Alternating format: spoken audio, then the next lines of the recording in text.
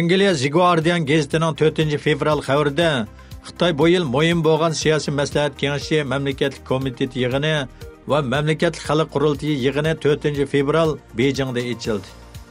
Bu Xi Jinpingning taxtiga chiqqandan beri duch kelgan eng chong raqobat davri bo'lib hisoblanadi ekan.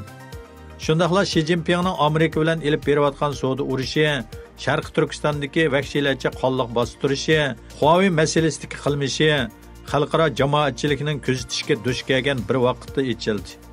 Amerika Birlashma Agentligining xabarida ikki yig'inning kelishi bilan Xitoyning har qaysi o'lka, shahar, yezi, qishloqlargacha bo'lgan amonlik qo'g'dash xizmati yana bir baldoq kuchaytirilgan bo'lib, cho'ng kichik ko'chalarda 24 soat to'xtamay chorlash qilayotganligi, binokorlik qurilish korxonalari ishchilarining vaqa sodir qilishdan ansirab vaqtli to'xtatganligi, hukumatga norozilik bildirib shikoyat arzi qo'yuvchilarni nazarband qilishi, xalqlarni sirtqi muhit bilan aloqa qilishini cheklashi, aloqa torlarini to'xtatish va uzish qatorliq vositalar bilan xalqni qattiq iskanjiga olgan.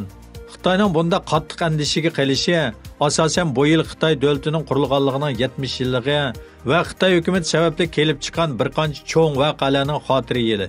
Shundaqla mart oyi Tibet xalqining Xitoy tajovuzlariga qarshi qo'zg'alan ko'tarish voqeasining 60 yil xotirasi. 4-iyun Tiananmen voqeasining 30 yilligi. 5-iyun Urumchi qonliq bostirishining 10 yilligi. Yaqinqi yillardan beri Sharq Turkiston xalqiga ib bo'lgan zolim siyosatlari Uyg'urlarni keng ko'lamda lagerlarga solishi, maxfiy holda Xitoy o'lkalariga yo'tkishi, xohlagancha har xil tajribalarni qilish qatorliq inson qalbidan chiqqan vahshiy qilmishidan kelib chiqqan bo'lib, xalqaro jamoatini izchil holda nayrangvozlik, parxo'rlik, tahdid bilan yo'shirib aldab kelmoqda.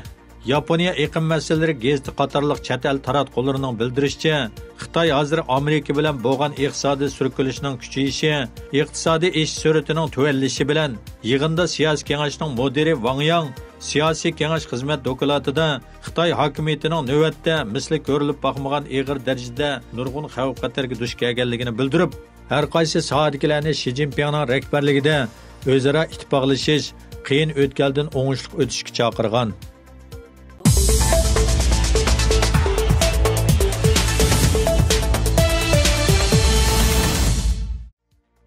4 mart Amerika Davlat Majlisida Xitoyda avji elayotgan zo'r ko'lamli diniy ziyonkashlik temasida doklad berish yig'ini ochildi.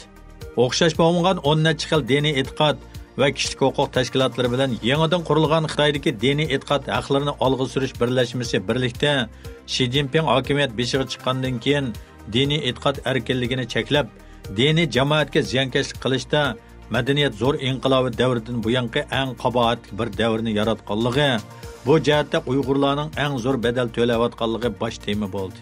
Jumladan Uyg'urlardan 3 milliondan ortiq kishining allaqachon diniy e'tiqod sababidan lagerlarga qamalganligi va butun Sharq Turkiston xalqining o'zlarining diniy e'tiqodidan voz kechishga majburlanganligi yana bir qatam alohida ta'kidlandi.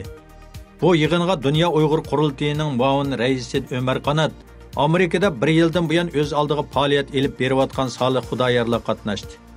Amerikaning xalqaro diniy e'tiqod erkinligi ishlaridan bosh elchisi Sam Bironik apandimo ishtirok bilan yig'inga qatnashdi va alohida so'z qilib, diniy e'tiqod haqlarining insoniyatning eng muhim haqlarining biri ekanligi, insonlarning diniy e'tiqodiga ega bo'lishi yoki ega bo'lmasligi shu shaxsning ixtiyoridagi ish ekanligi, hech qanday shaxs yoki hukumatning bu haqlarga daxl tarz qilishga bo'lmaydiganligini, jumladan bu haqlarni o'z qonunida rasmiy e'tirof qilgan hamda bu vaqtdagi xalqaroliq ahdnomalarga imzo qo'ygan Xitoy hukumatining amdilikda oshkor holda bu haqlarni ta'qib qilishga, sukut qilishga bo'lmaydiganligini ta'kidladi.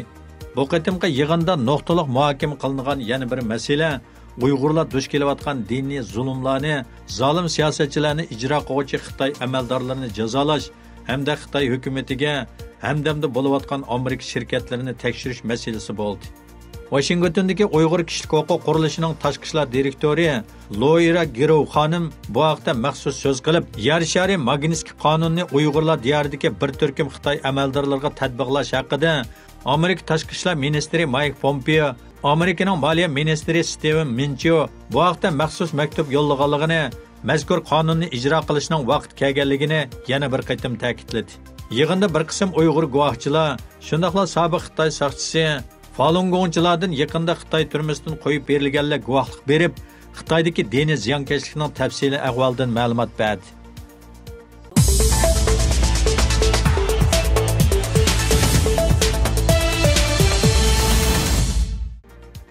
4 mart Tibet ovozi agentligining xabarida Tibet xalqining tajovuzchi Xitoy hukumatiga qarshi qo'zg'alan voqeasining 60 yillik arifasida Amerikada turishliq Tibet jamoati Xitoyga qarshi 4 martdan 10 martgacha piyoda yurish namoyish qilib, Tibet mustaqil bo'g'icha kurash qilganligini bildirgan.